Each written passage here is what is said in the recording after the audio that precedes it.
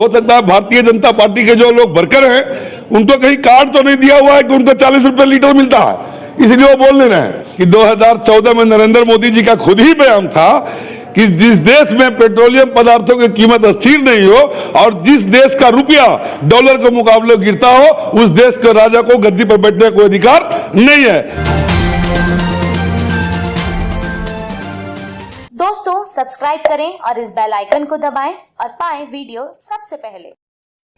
जिस उम्मीद और भरोसे के साथ देश की जनता ने एनडीए को दोबारा बहुमत देकर राष्ट्र की सत्ता पर काबिज किया, लेकिन वो उनके विश्वास पर खरा नहीं उतर रहे हैं। यह बातें मैं इसलिए कह रहा हूं क्योंकि देश में जिस प्रकार से बेरोजगारी और महंगाई बढ़ रहा है, लगातार महंगाई में पेट्रोल डीजल के दामों में वृद्धि हो रही है, पूरे देश में किसान सड़कों पर उतरकर प्रदर्शन कर रहे हैं, बावजूद सरकार की कान नहीं खुल रही है।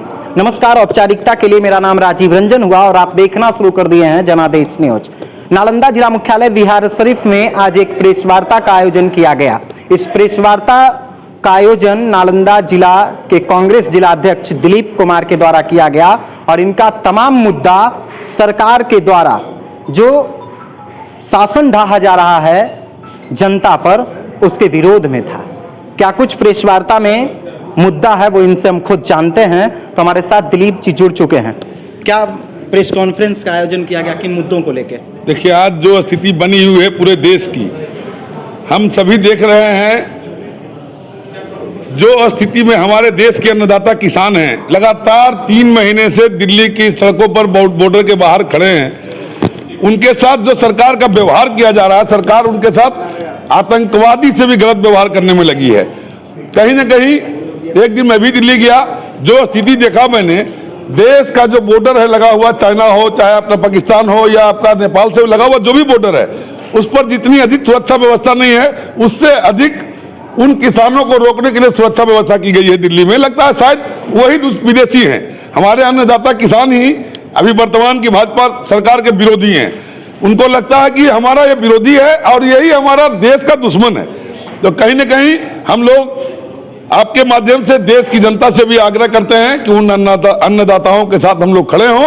उनका तीनों मांग जो है, देश का जो काला कानून लाया गया, कृषि काला कानून, वो तीनों मांग उनका जायज है। जो भी वो मांग रख रहे हैं वो 100% जायज है। एक तो एमएसपी का मामला है, एक अन्न के भंडारण का मामला है और एक जो है कॉर्पोरेट सेक्टर को फायदा पहुंचाने के लिए जबरदस्ती जमीन कब्जे करने का मामला। कहीं ना कहीं ये तीनों मामला उनके लिए जायज मांग है। हम सभी देशवासियों को इसका डटकर मुकाबला करते हुए और किसान का साथ देना चाहिए। दूसरा जो मामला है, अभी आप देख रहे हैं, कल जाइएगा पेट्रोल पंप पर तेल भराने के लिए 82 रुपये रहेगा, परसों 85 होगा, 2 दिन के बाद 87 होगा। कोई लिमिट नहीं है। अभी जो पेट्रोलियम और गैस के मूल्यों में बेतहाशा वृद्धि हो रही है, इसका भी पूरे देश की जनता को विरोध करना चाहिए। हो सकता है, जैसा मैं देखता हूं, हमको समझ में आता है कि हो सकता है भारतीय जनता पार्टी के जो लोग वर्कर हैं उनको कहीं कार्ड तो नहीं दिया हुआ है कि उनको 40 रुपये लीटर मिलता है, इसलिए वो बोल रहे हैं। हम लोग जो देख रहे हैं स्थिति, जब 120 रुपए प्रति बैरल कच्चे तेल का कीमत था तो 60 रुपए पेट्रोल था, आज 62 रुपए प्रति बैरल है, तो ये 100 रुपए पेट्रोल की कीमत है। कहीं ना कहीं सरकार इसमें लूट रही है और वो भी कॉर्पोरेट को फायदा पहुंचा रही है।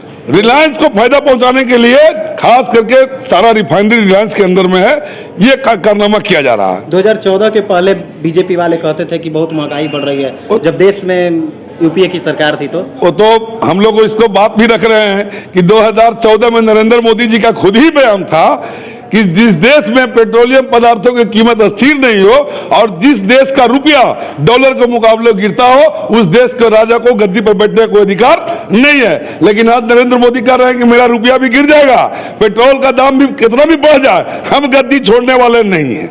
तो कहीं ना कहीं जनता के साथ धोखाधड़ी हुई है। जनता भी अब इस बात को समझ रही है। चाहे पेट्रोलियम का मुद्दा हो, चाहे सड़क का मुद्दा हो, चाहे बिजली का जो भी मुद्दा है, खासकर किसानों का मुद्दा बिहार में भी बहुत ही बड़ा मुद्दा है। पैक्स के माध्यम से सरकारी धन का दुरुपयोग हो रहा है। जो सही मायने में किसान है उनके अनाज को नहीं लिया जा रहा है। जो किसान नहीं है, जिनके पास खेत का रसीद है, उनका रसीद लेकर उनको 10-5 हजार रुपए दे करके उनके नाम पर खाता पर पैसा लिया जा रहा है। लेकिन बिहार में तो विकास पुरुष का शासन है, साथ में डबल इंजन भी है। ये तो हम और आप सभी जान सकते हैं। परसों के बजट में उन्होंने बताया है कि 5 लाख रुपया अगर जोड़ने आता है तो इसको समझिए, 5 लाख रुपया प्रति महिलाओं को दिया जाएगा उनको सशक्त बनाने के लिए। और कितना दिया जाएगा? 200 करोड़। तो 200 करोड़ में मात्र 4000 महिलाओं को ही पूरा होगा वो। आप सोच लीजिए कि पूरे बिहार की आबादी उनका नजर में 4000 महिला का है क्या? 4000 महिला तो एक पंचायत छोड़ दीजिए, एक वार्ड में, एक गांव में मिल जाएगी आपको। तो कहीं ना कहीं नीतीश जी सिर्फ ढकोसला करने में लगे हुए हैं। वो बता रहे हैं कि हम 200 करोड़ देंगे और सारी महिलाओं को सशक्त कर देंगे। 200 करोड़ में 5 लाख से गुना करके देखिए, 4000 महिला का सशक्तिकरण हो सकता है। किसान बिल पर भी जेडीयू कुछ नहीं बोलती है, महंगाई क्यों बोलेगी किसान बिल पर? किसान के साथ तो खुद ही मुख्यमंत्री, माननीय मुख्यमंत्री यहाँ धोखाधड़ी करने में लगे हुए हैं। वो तो साफ तौर पर पैक्सों के माध्यम से किसानों के धन को लुटवा रहे हैं। जो सही मामले में किसान है, ये सभी को मालूम है कि जिनका खेत है वो खेती करते नहीं है, खेती करने वाले कोई और हैं। तो कहीं ना कहीं उनके पास रसीद तो है नहीं। पैक्स के माध्यम से जो खरीदारी होती है, जो सही में हमारे अन्नदाता हैं, किसान है, उनका तो गला खरीदा नहीं जाता है। उनका अनाज 1300 रुपये प्रति क्विंटल बिक रहा है, जबकि सरकार का रेट 1800 समथिंग है। तो कहीं ना कहीं बिचौलिए बीच में लग करके, व्यापारी लग करके किसानों का दोहन कर रहे हैं। इसके खिलाफ भी हम लोग धरना प्रदर्शन करेंगे। तीसरा मुद्दा क्या था प्रेस कॉन्फ्रेंस? तीसरा मुद्दा तो जो सबसे ज्वलंत मुद्दा है पूरे देश का, वो मेरा ही केवल नहीं है। हम तो संजोग से बिहार शरीफ नगर निगम स्मार्ट सिटी में आ गए हैं, लेकिन जो 3-4 साल हो गया स्मार्ट सिटी का घोषणा किए हुए, कहीं स्मार्ट हम लोग को दिखता उगता नहीं है। सारा शहर कूड़े के ढेर में तब्दील है। न यहाँ किसी बिल्डिंग के नक्शा में बायलॉज का पालन किया जाता है। क्या होता है सेटबैक और क्या होता है FAR, यहाँ के पदाधिकारियों को मालूम नहीं है। अगर मालूम होता तो उनके आंख के सामने 6-6 मंजिला 7-7 मंजिला बिल्डिंग जो खड़ा हो रहा है, वो कहीं ना कहीं उस नियम का पालन नहीं कर रहा। उनको पालन करवाना चाहिए था। अगर उनके सामने हो रहा है तो कहीं ना कहीं यहाँ के नगर निगम के पदाधिकारी भी उस भ्रष्टाचार में लिप्त हैं। उनके नजर के सामने हो रहा है, वो पैसा खा रहे हैं। केंद्र में दूसरी बार जनमत मिला और बिहार में लगातार तीसरी बार जनमत मिला है। ये कैसे जनमत मिला है सबको पता है। हम तो देख रहे हैं, हमारे जिले में ही 2-2 घटना घटी है। जबरदस्ती एक का सर्टिफिकेट देने का दूसरा को दे दिया गया है। इस तरह की घटना बिहार में कई एक विधानसभा में की गई है। जीता हुआ कैंडिडेट को जबरदस्ती हरा करके पूरे हिंदुस्तान में बैलेट वोट की गिनती पहले होती है, लेकिन जानबूझ करके बिहार में बेईमानी करना था, इसलिए बैलेट वोट की गिनती को बाद में दिखाया गया। किसानों के मुद्दे और महंगाई को लेकर कांग्रेस का खासकर नालंदा जिला में आगे की क्या रणनीति है? मैं तो पहले भी आपको कह चुका हूं कि बहुत जल्द हम लोग किसानों के मुद्दा को लेकर के, पेट्रोलियम पदार्थों के मुद्दा को लेकर के, और बिहार शरीफ नगर निगम के साथ साथ यहाँ के छात्रों के मुद्दा को लेकर के एक बहुत बड़ा मुद्दा यहाँ है। हमारे जिला में जो नालंदा कॉलेज है, ये मगध यूनिवर्सिटी का सबसे पुराना महाविद्यालय है। दशकों पहले इसमें सभी पेपर की PG की पढ़ाई होती थी, मास्टर डिग्री का पढ़ाई होता था। आज के समय में 90% पेपर का पढ़ाई उसमें बंद हो चुका है। ऊपर से हमारे राष्ट्रपति महोदय के द्वारा, यहाँ के प्रशासन और बिहार सरकार के द्वारा एलिमुनी मनाने के चक्कर में 150वां बरस बनाने के लिए महामहिम राष्ट्रपति महोदय को बुलाया जा रहा है। मैं राष्ट्रपति महोदय को चिट्ठी लिखूंगा, ज्ञापन दूंगा, उसमें बताऊंगा कि कौन कौन सा पेपर का यहाँ पढ़ाई रोक दिया गया है। हो सकता है महामहिम इस पर संज्ञान लें और यहाँ के छात्रों को भविष्य के साथ अच्छा काम हो, उस चीज का पढ़ाई यहाँ शुरू हो जाए।